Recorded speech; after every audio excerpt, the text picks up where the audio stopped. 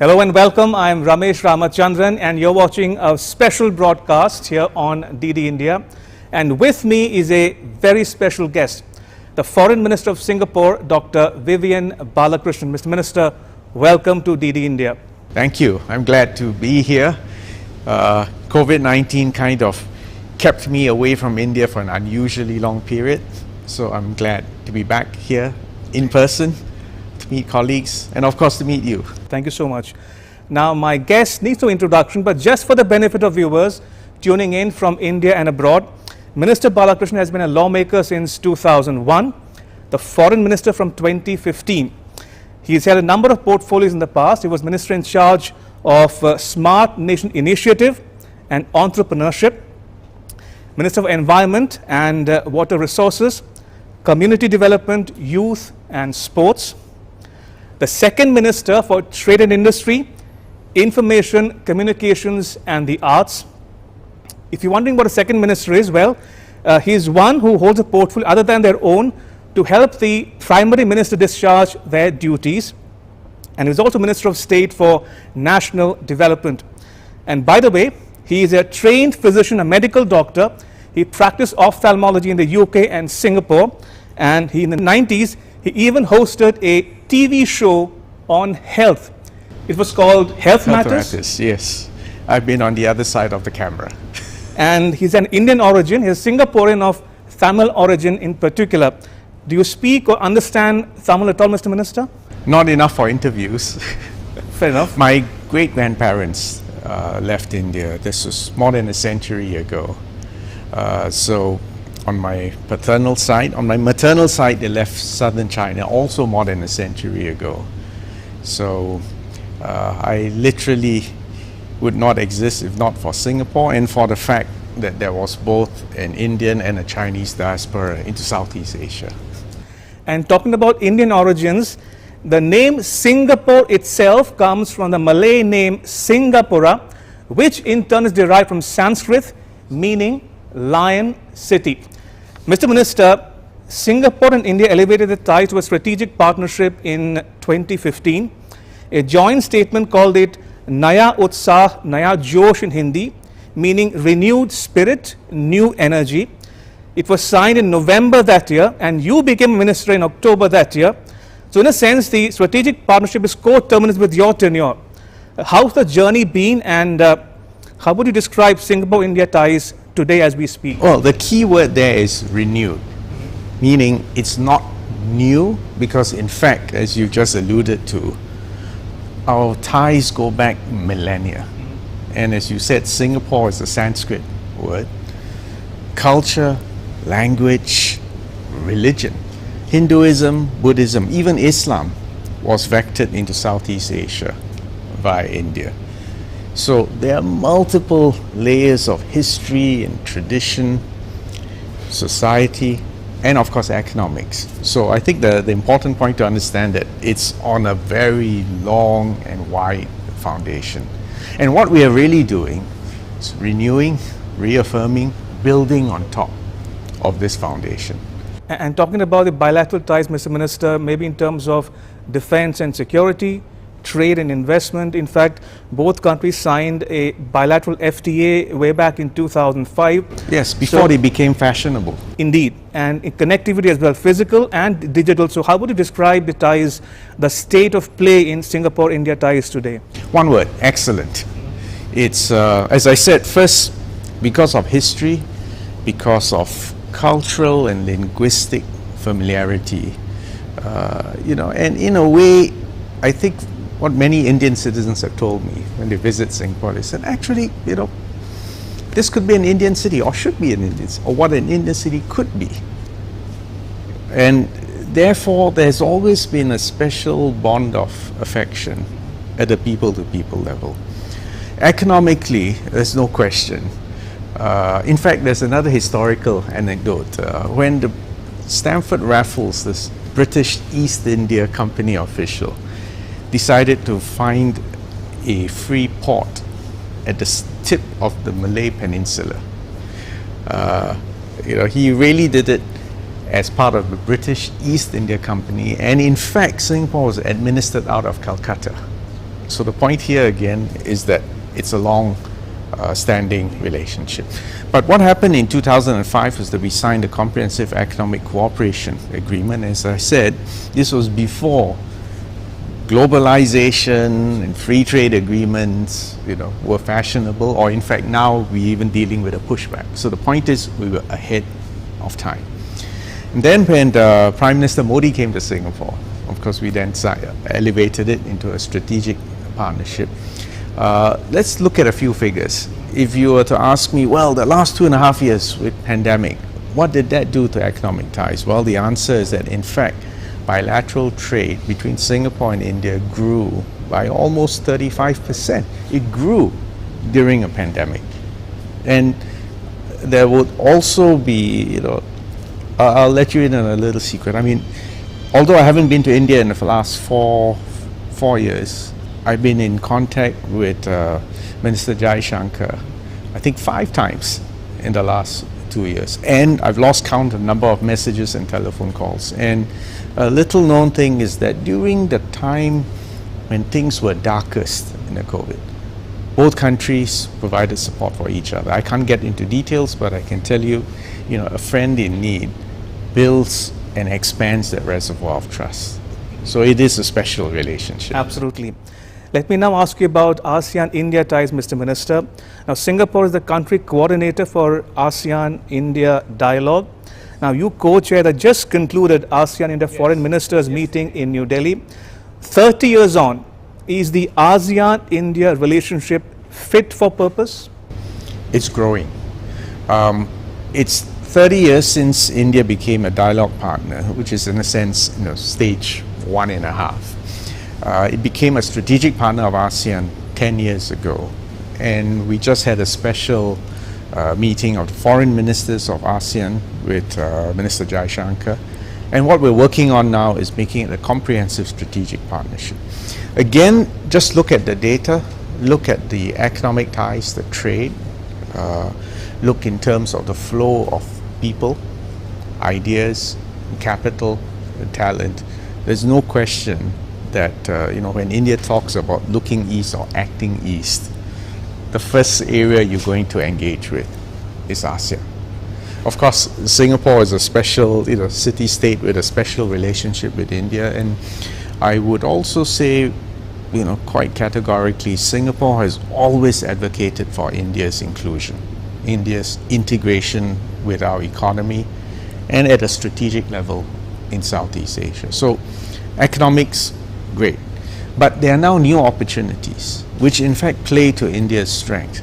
The digital economy, digital services, financial, new fintech, financial inclusion, and now even on the green space, sustainable development, exploiting new technologies to reduce carbon footprints, establish carbon markets. There's a lot more that can and should be done with Southeast Asia. And the other point is, actually, if you come around to Southeast Asia, you will see Sanskritic names, you will see, not just archaeology, but you will see temples and cultural relics and museums, which again makes this point that it is a renewal of an old, vibrant relationship. And staying in the neighborhood, Mr. Minister, I want to ask you about the situation in Myanmar now. Will the crisis be resolved anytime soon? Does or should ASEAN have a role in it? And is it the end of the road for Aung San Suu Kyi? Well, let me start by telling you that I'm, gravely disappointed with what happened in Myanmar. Things were looking up, especially after the transition to a civilian government led by Aung San Suu Kyi.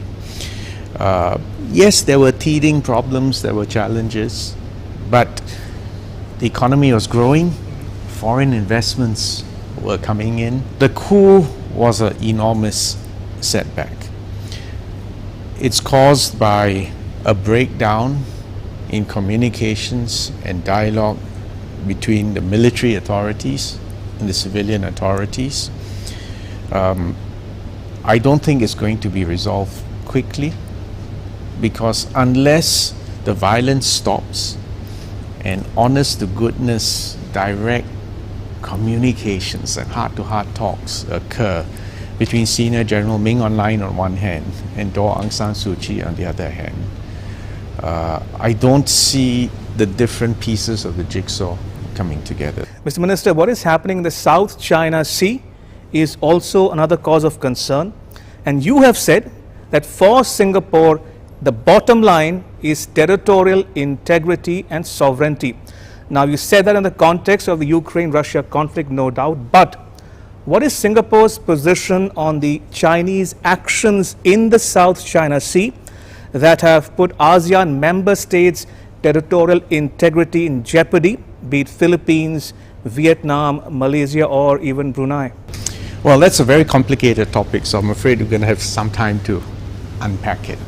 The first piece of good news is that Singapore has no territorial claims in the South China Sea. So, I do not speak as a claimant state, and I have no disputes in the South China Sea, which is a very fortunate position to be in. Now, having said that, that doesn't mean we have no interests at stake. First, the South China Sea is a key maritime artery. More than $5 trillion worth of trade flows through it. So number one, we want peace, stability, and for it to continue to be an arena where prosperity, economic development, and opportunities abound.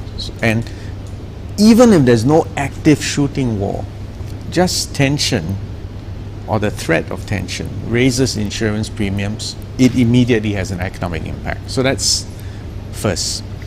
The second point is the primacy of the United Nations Convention on the Law of the Sea, which in our view sets out the maritime entitlements and the rules and the norms of behavior in this at sea. And we want all the claimant states as well as all the other stakeholders who have economic interests in the South China Sea to behave according and to exercise self-restraint and to behave in accordance with the rules of international law, in particular 1982 UNCLOS.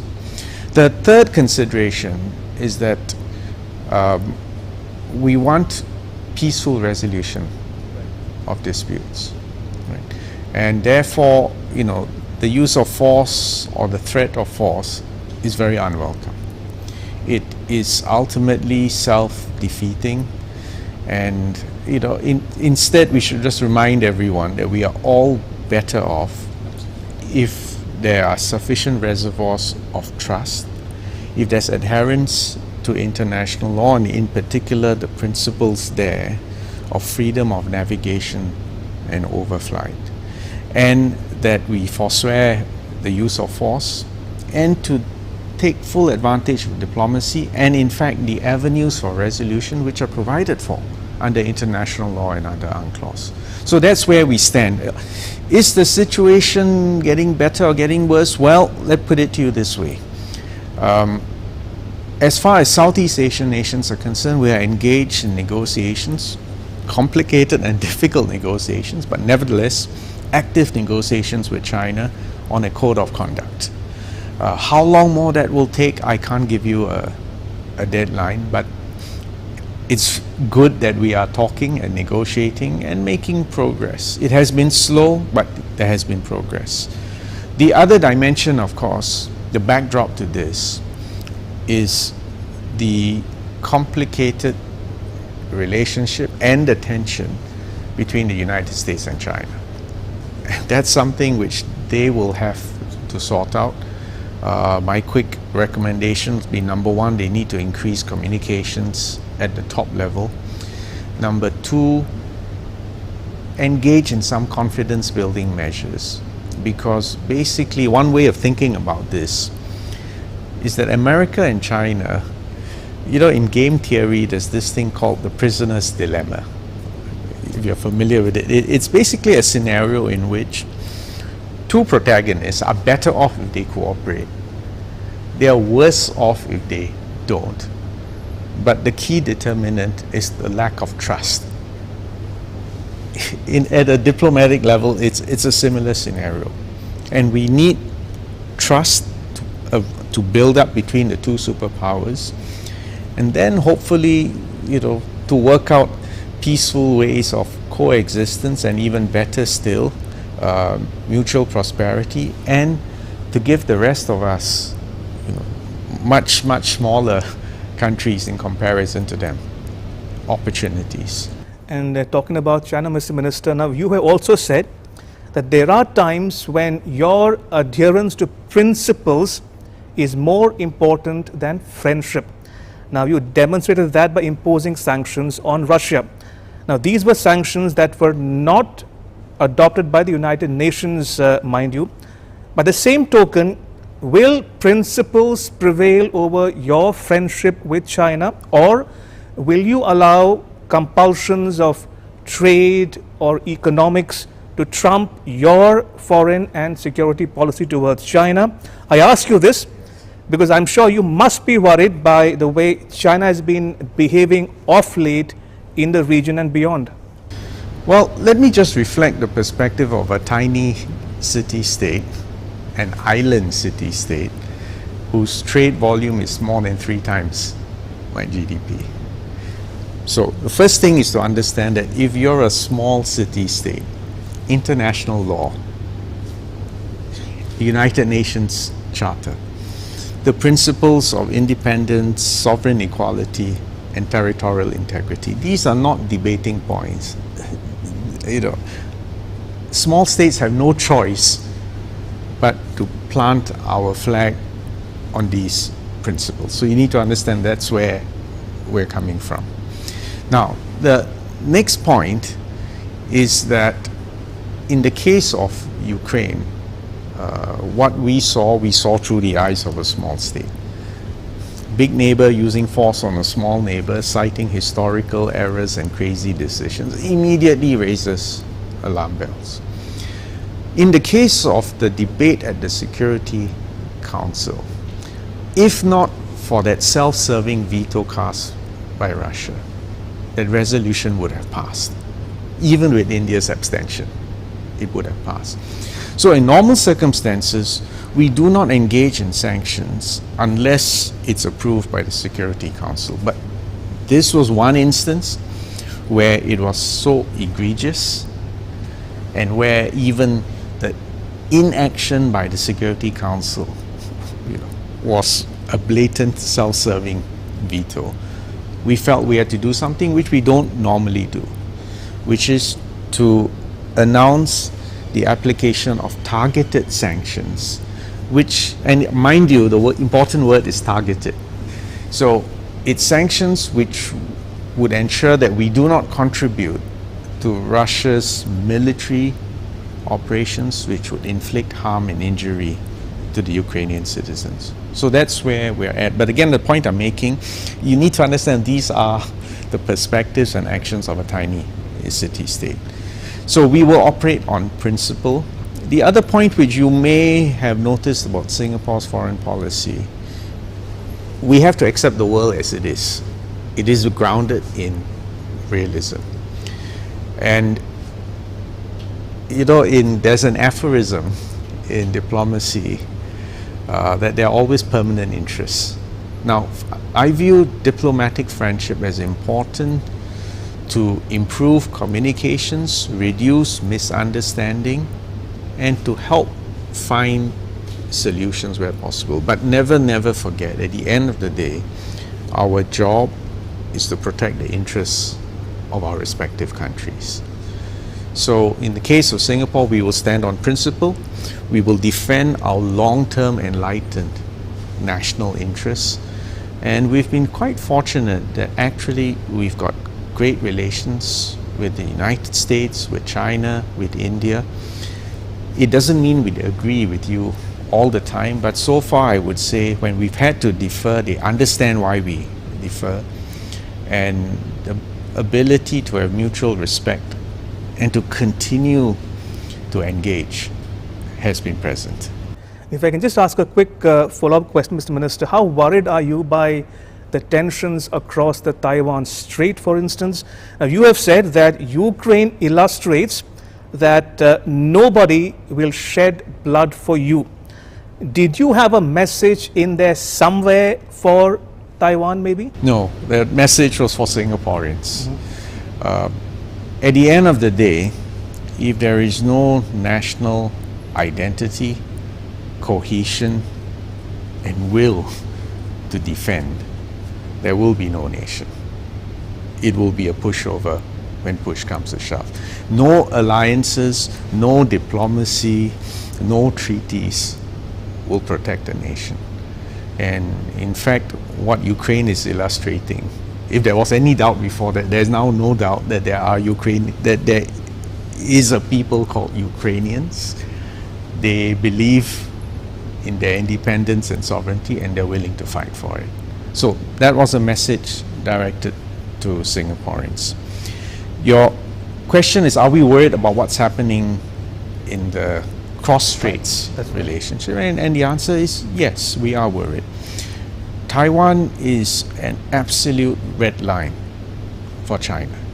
They have said so, I believe them, and you have to take it seriously. Even if they take Taiwan by force, if necessary, as they keep saying? Well, I think you have to read the nuances carefully.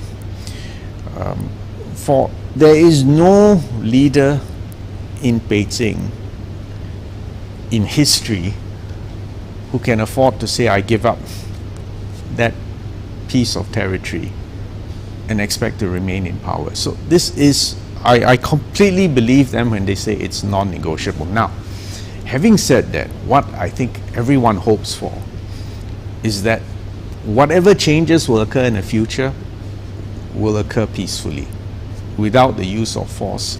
Last couple of questions, Mr. Minister, if you don't mind. Now, you studied and practiced medicine, but you are a full-time politician now. What's your first love, if I might ask you? Is it ophthalmology or politics? You know, sometimes, well, let me first answer the question from a Singaporean perspective.